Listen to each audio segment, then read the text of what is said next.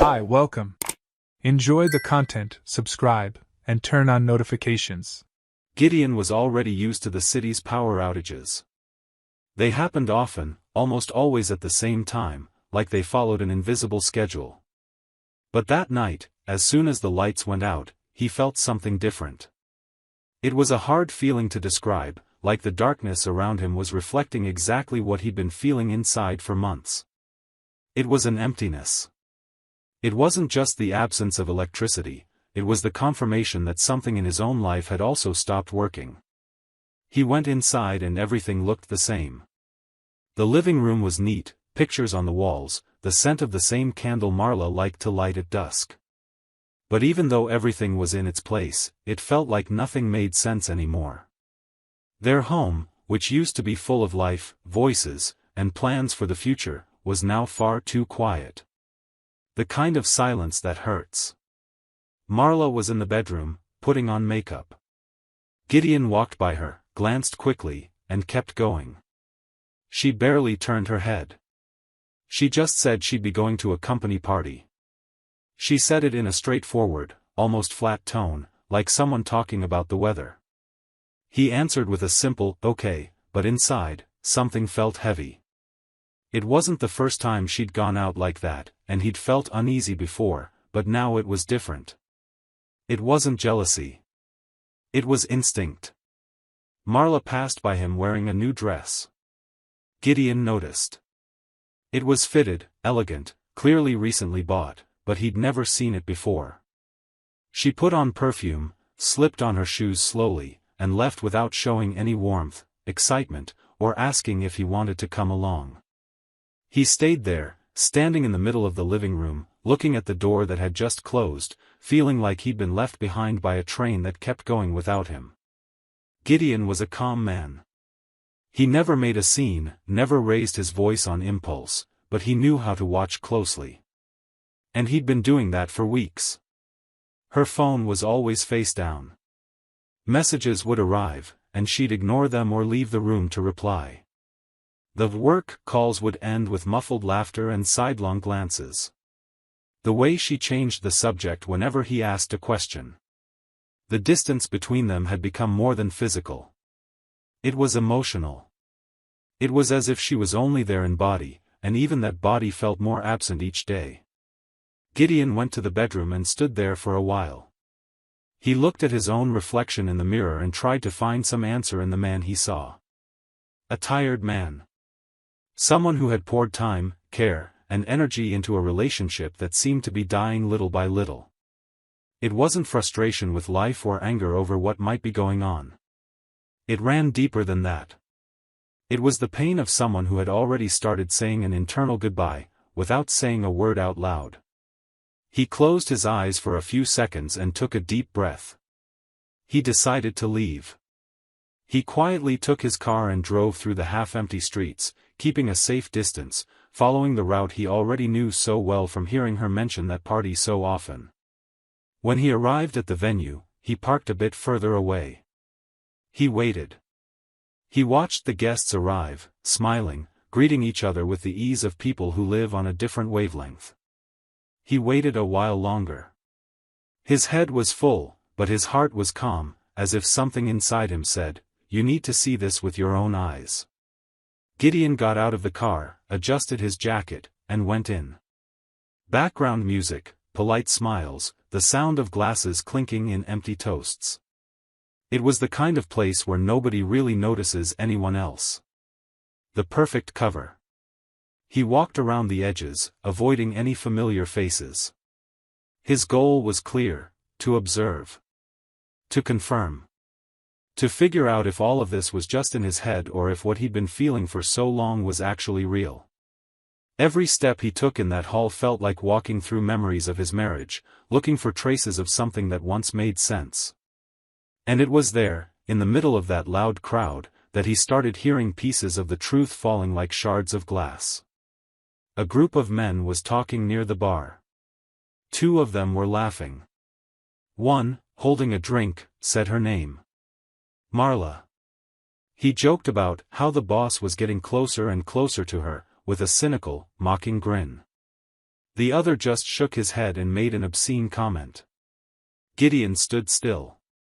The world around him kept going like nothing had happened, but inside, everything clicked into place in seconds. He didn't need guesses anymore. He had confirmation. And now, whatever came next was just the rest of what he already knew. He left that hall with a steady heart. Whatever he might see from then on, he was ready to face. Because sometimes the biggest pain isn't in what you see, but in what you feel long before seeing it. Gideon had lost Marla long before that night. The darkness in the city had only made clear the truth he'd been avoiding. Gideon kept walking with purpose through the corridors. Each step echoed more inside him than on the polished floor of that modern building. He'd already passed the entrance, the laughter, the muffled sound of music, the party's fake glamour. Now he was far from the main room, in a quieter section. He walked calmly, but his heart pounded. He'd heard enough to know what he was looking for, her name on co-workers' lips, blended with sly laughter and cheap insinuations. He didn't need more words. He needed to see. To be there. To be certain. He passed a half-open door and noticed a distracted security guard on his phone, then kept going. The corridors seemed endless, until a muffled conversation caught his attention. Voices. 2. Then, a familiar laugh, one he'd known for years, that had once charmed him, that used to fill his days. It was Marla. Her tone was different. Lighter. More intimate. He stopped, took a deep breath, and moved closer in total silence.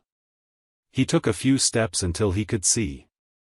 She had her back turned, standing way too close to a tall man in a sharp suit with a confident air. Wes, the boss. Gideon recognized him from an old photo from some event Marla once said he barely attended. Now he wasn't just attending, he was at the center. He touched her arm, then her waist, naturally. Without hurry, without fear of being seen, like it was a habit, part of their routine, like they were in their own backyard. Marla didn't pull away. In fact, quite the opposite.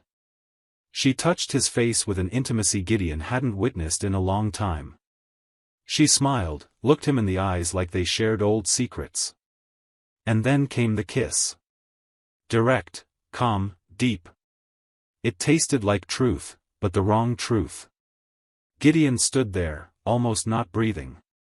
For a moment, everything around him seemed to blur. Reality didn't shock him anymore, it just washed over him. There was no trembling in his hands, no tears in his eyes. He was completely lucid. That kiss wasn't just casual infidelity or a hasty mistake. It had been built up, repeated, solidified over time. An intimacy grown quietly, in secret. The kind of lie you don't just make up out of nowhere. He took out his phone with a steady hand. He turned on the camera and captured everything. Clearly. Without shaking. The scene was right there, like a confession with no words. There would be no excuses to invent later.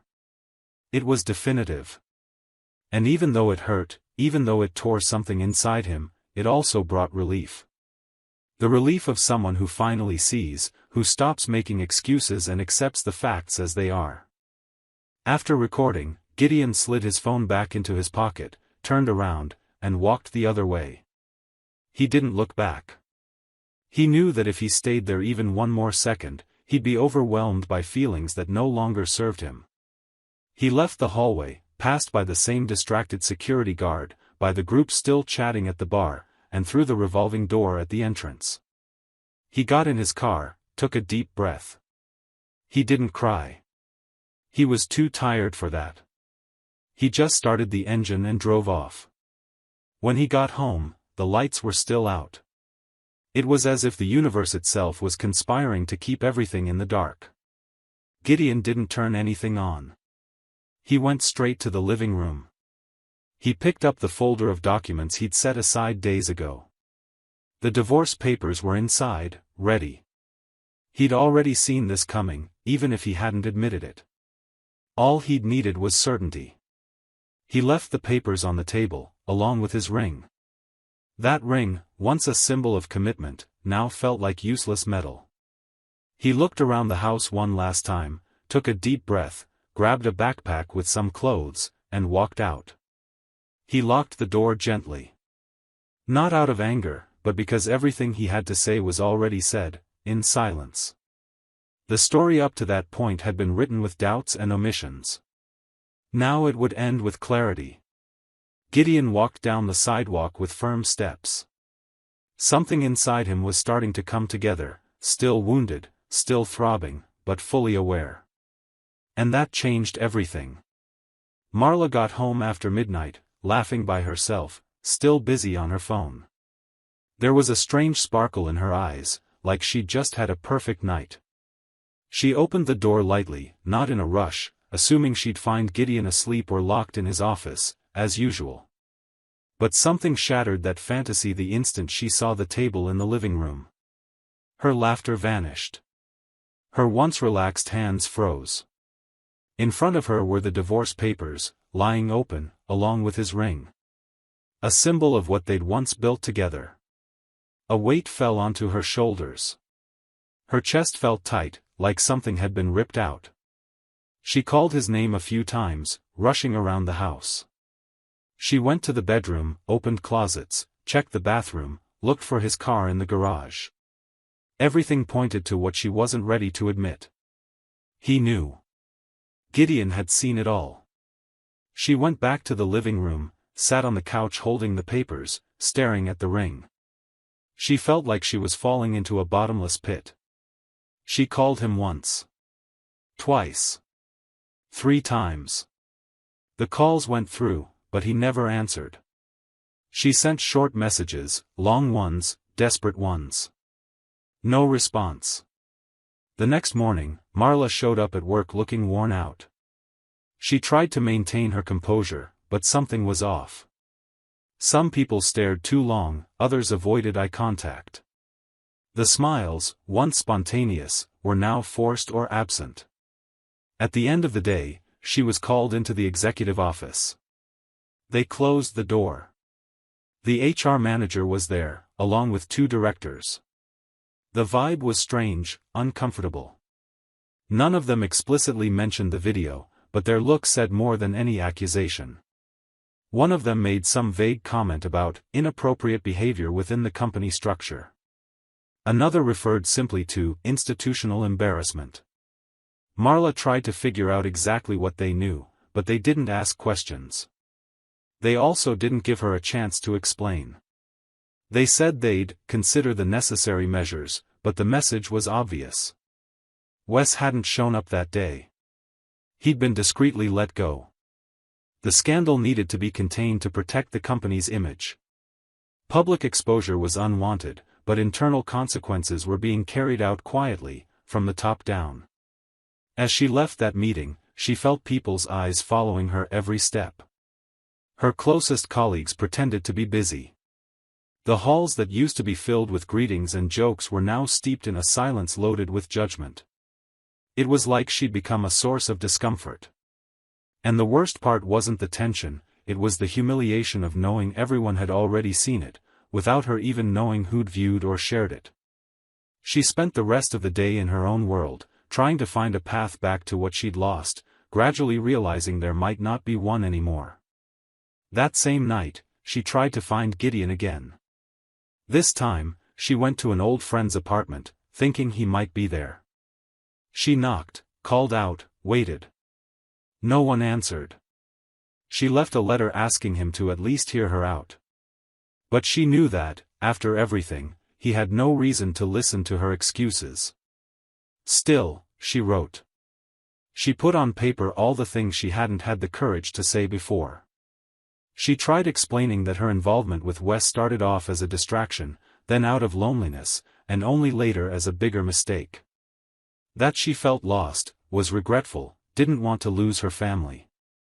The words came out as both a confession and a last-ditch plea. It was her final attempt to reach a man who had pulled away far beyond her reach. In the days that followed, reality got even harsher. Marla realized she hadn't just jeopardized her marriage, she had ruined her credibility. At work, tasks she used to be trusted with were reassigned. She was taken off important meetings. She was excluded from strategic decisions. Her emails went unanswered for too long. People started speaking in hushed voices when she walked by. It all happened without direct confrontation, but she felt each move like a knife cutting into her dignity. The woman who once prided herself on her position now felt she was being slowly pushed out, as if her very presence had become a problem. At home, the silence was even worse. Gideon was gone from her daily routine. Her messages, ignored. Her calls, declined. His wedding ring, the same one she'd once sworn to cherish, was now just a piece of metal on the table. She looked at herself in the mirror and barely recognized the person she saw. The vanity she once held on to no longer made sense. The lipstick she wore on the night of the party was still in her purse. And just looking at it made her cheeks burn with shame. It was the same lipstick she'd used to kiss another man. Now every detail, every memory of that moment, crushed her inside. It was impossible to go back in time. Trying to justify it was pointless. All that remained was her own reflection, distorted by bad choices and the false belief she could keep everything under control. Marla thought for a while that she was in charge, that she could balance marriage, desire, and a career. That she could divide the truth with her eyes closed. Now she understood that any imbalance has a price. And hers was being charged with daily interest. Walking through the corridors of the company late that afternoon, folder under her arm and eyes on the floor, she briefly remembered the day she first started working there. She remembered how proud she felt, how determined she was to succeed, to do everything right. And there she was, years later, being looked at by everyone as a problem, an example of what not to do. The shame was huge. But worse than that was the loneliness. Gideon's absence was an open wound. And even with all her mistakes, what hurt most was knowing he'd left in silence, without giving her even a single chance at forgiveness. Because some people, when they leave, take everything irreplaceable with them. 2 days later, Gideon came back home. He was different. The weight of the betrayal was still there, but he carried himself with resolve. He opened the door calmly, without a fuss, and found his 2 children on the couch. They'd been waiting for him. Their faces showed more than just worry, there was maturity, restrained indignation, shared pain. As soon as he walked in, they stood up. Ryan, the oldest, crossed his arms. Ellie, his daughter, walked slowly to her father and hugged him without saying a word. It was a silent yet powerful gesture. Gideon hugged her back, then looked at both of them. Ryan spoke first. His voice was firm even though his jaw was tight. He said they'd seen the video. Gideon looked at them for a moment, not surprised. He knew it would reach them eventually. He'd shown it himself. He sat down with them and explained everything clearly, what he saw, how he knew, how he'd witnessed it with his own eyes. He neither exaggerated nor withheld details, he just recounted it plainly. Ellie cried as she listened. Ryan had trouble holding back tears. He asked how their mother could do that. None of them tried to defend Marla, because deep down, they'd suspected something was off. The distance, her disappearances, the evasive explanations. The truth, no matter how hard, finally made everything make sense. Marla came home soon after. She opened the door like someone who carried guilt and fear at once. She saw all 3 of them in the living room. Ryan's gaze cut right through her. Ellie looked away. Gideon, wordless, stood up and walked upstairs. Marla stood there for a few seconds, hands clasped. She tried to speak, but no words seemed fitting. Her daughter's silence hurt more than any accusation. Her son's scornful look weighed like concrete. Upstairs, Gideon went into the bedroom. He walked to the closet and started taking out her clothes, blouses, dresses, shoes, everything of hers went into a suitcase. Each piece was a moment, a choice, a memory. He pushed the suitcase near the door, took a deep breath, and went back downstairs with a determined look. Marla saw him approach. He stopped in front of her, pointed at the suitcase, and said quietly but firmly, "You betrayed me. So you're the one who needs to leave this house." She was shocked. She expected coldness, maybe even scorn, but not that level of certainty. She tried to argue, said it was still her house too and that they could talk. Gideon didn't answer. He folded his arms and stood there. Ellie got up from the couch and grabbed the suitcase key. Ryan walked to the door, opened it, and looked at his mother. Without a word, he indicated she should go. Marla realized she no longer had a place there, not in that house, not in their hearts. She picked up the suitcase with trembling hands and stepped outside. On the sidewalk, she turned back, hoping for some final word or compassionate gesture. All she got was the sound of the door closing behind her. Marla stood on the sidewalk for a few minutes. With her suitcase beside her and her heart crushed, she called a ride-share. She searched for a hotel on her phone and found a room a few blocks away. It was a simple place, far from the comfortable life she was used to. On the ride there, she glanced at her reflection in the car window and felt ashamed, not because of the public fallout or the scandal, but because she had lost everything that really mattered. When she arrived, she checked in quietly. She went up to the room by herself, carrying the suitcase holding clothes that no longer meant anything. She sat on the edge of the bed and stayed there for hours, motionless, staring at the floor. Every minute was a reminder of what she'd let slip away. She tried to remember the last time she'd had a heartfelt conversation with her kids, or looked at Gideon and felt grateful. She couldn't. Because at some point along the way, she'd lost herself. And now she was alone, no home, no respect, no family. The silence in that room was different than at home. It was the sound of her own downfall. Gideon stayed in the house. The next few days were quiet, but strangely light. Marla's absence was noticeable, but it didn't hurt. It was like he had finally gotten control of his life back. He still woke up early, made coffee, did house chores, went to work, paid bills, and kept everything in order as always. But there was something different, he did it all in peace. The living room, once weighed down by forced conversations, became a place where he and his children gathered again. Ryan and Ellie came over more often, they had lunch together, talked openly, laughed. The vibe had changed completely. That house, which for so long had been the stage for lies, now felt like a home again. Gideon didn't force himself to pretend he was okay, he actually was. There was no rush to forget, no obsession with remembering. He simply moved on. Sometimes, when he was alone, he caught himself thinking about everything that happened, without bitterness, just clarity. Marla had made her choices. He'd made his.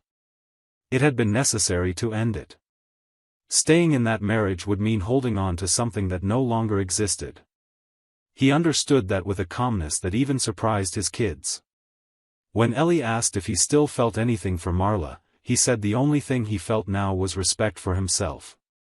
Yes, he still had love for himself, for his children, for his own well-being. Meanwhile, Marla was also trying to rebuild her life.